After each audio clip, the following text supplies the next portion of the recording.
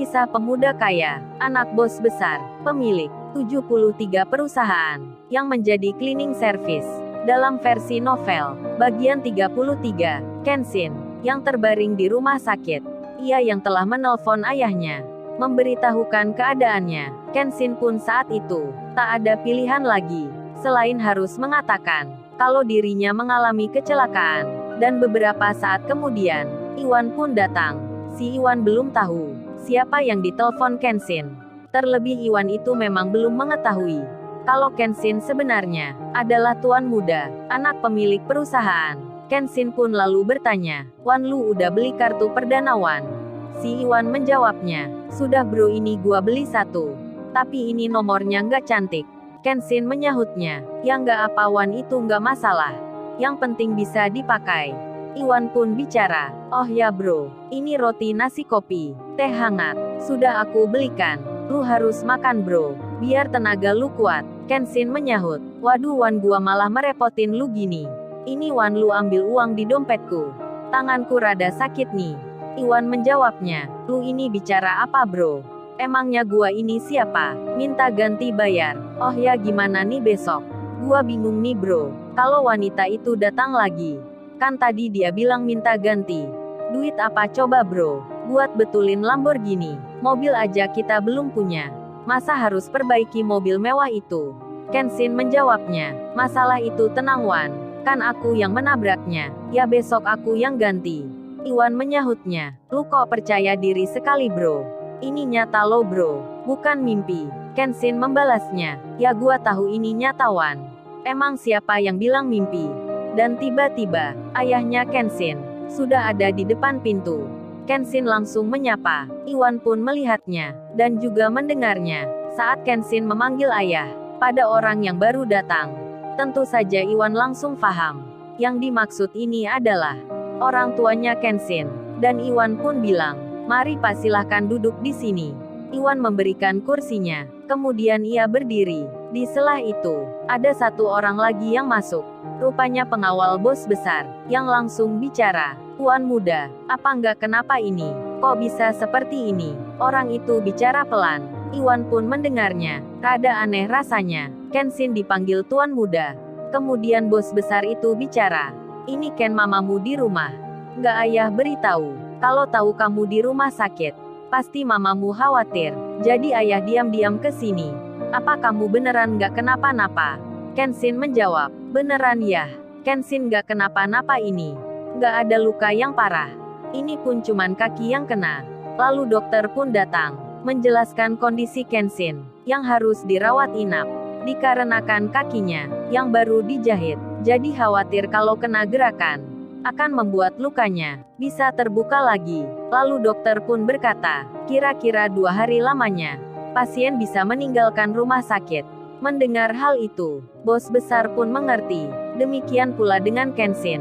Singkat cerita, Kenshin pun bilang tentang masalah Lamborghini, yang minta ganti rugi. Ayahnya bicara, "Masalah itu nggak usah dipikirkan.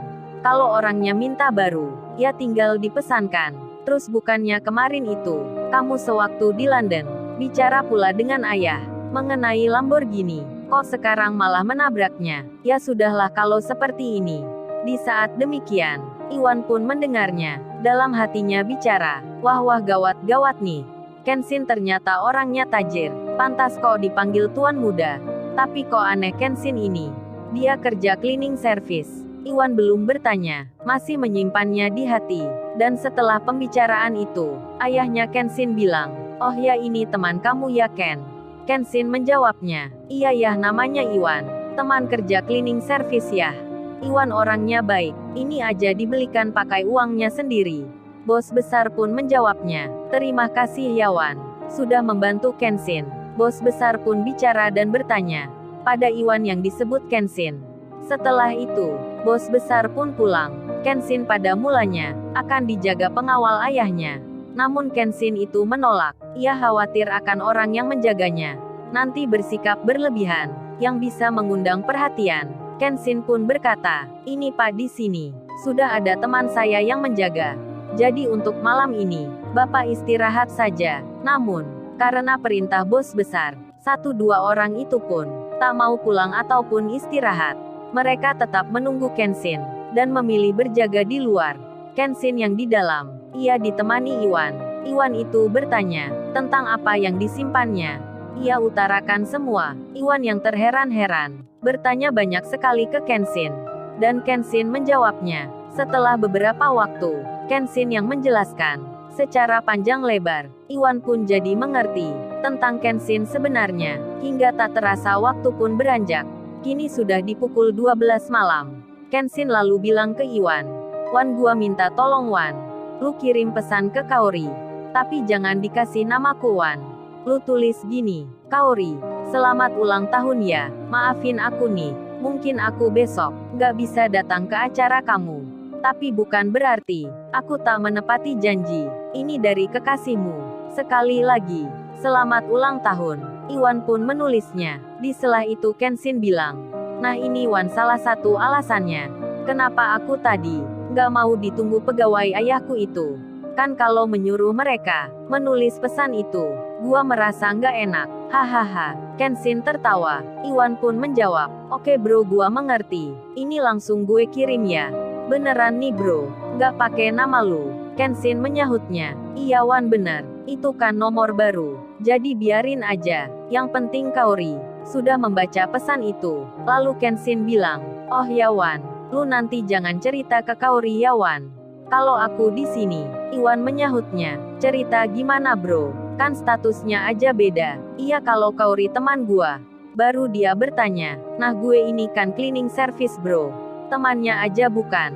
Masa Kaori telepon gua dan bertanya? Kecuali Kaori menghubungi, menyuruh bersihin rumahnya. Baru itu masuk akal sekali." Di saat Iwan bilang seperti itu, tak disangka, Kaori yang di rumahnya. Di malam itu juga, ia menelpon Iwan untuk bertanya Kenshin. Namun karena handphonenya Iwan dipinjam Kenshin, dipasangi nomor baru, Kaori mendapat jawaban, "Nomor yang Anda hubungi sedang tidak aktif." Kaori pun bertanya, "Kok nomornya Mas Iwan ini nggak bisa ditelepon juga ya?" Sama seperti Kenshin. Dan sampai saat itu, Kaori belum tidur, karena malam ini begitu spesial baginya. Ia pun banyak mendapat pesan, ucapan ulang tahun, dari teman kerjanya, dari orang yang suka ke dirinya. Bahkan si Alex itu pun mengirim kalimat pula, mengucapkan ke Kaori, "Selamat ulang tahun." Kaori pun membacanya. Ia juga melihat pesan yang lainnya, termasuk dari nomor yang tak dikenal, yang tak ada namanya. Kaori lalu bertanya, "Kok Kenshin belum ada kabar ya? Ia pun tak mengirim ucapan ke aku seperti teman-temannya." Kaori bertanya-tanya. Benaknya lalu berkata, "Mungkinkah Kenshin melupakan hari spesialnya ini?" Kaori merenung sejenak. Ia berpikir sebentar. Setelah beberapa saat, ia pun tertidur. Demikian dengan Kenshin dan Iwan. Setelah berlewat beberapa jam, akhirnya pagi pun datang menjelang.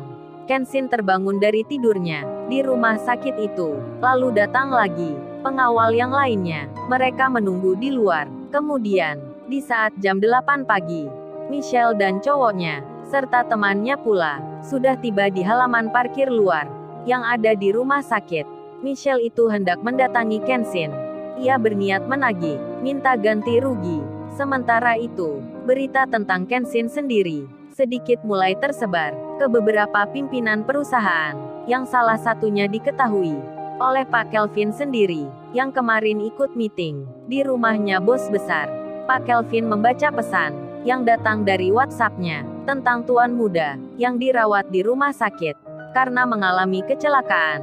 Setelah hal itu, Pak Kelvin pun bercerita ke rekan-rekan kerjanya dengan meneruskan pesan tersebut. Beberapa di antaranya adalah Bu Heni, Pak Chandra, serta Pak Henry sendiri, yang tak lain ayahnya Kaori. Pak Kelvin itu bilang, kalau ada yang mau, bisa ikut menjenguk bersama tuan muda yang di rumah sakit nanti di waktu sore hari. Pesan pun terkirim. Pak Henry belum membacanya, karena di rumahnya saat ini, ia sibuk mempersiapkan ulang tahunnya Kaori. Terlebih pula, temannya akan datang bersama si Alex anaknya, dan di rumahnya Kaori saat itu sudah bersiap menyambut tamu. Lalu, bagaimana kisah selanjutnya? Subscribe channel ini untuk episode berikutnya. Terima kasih.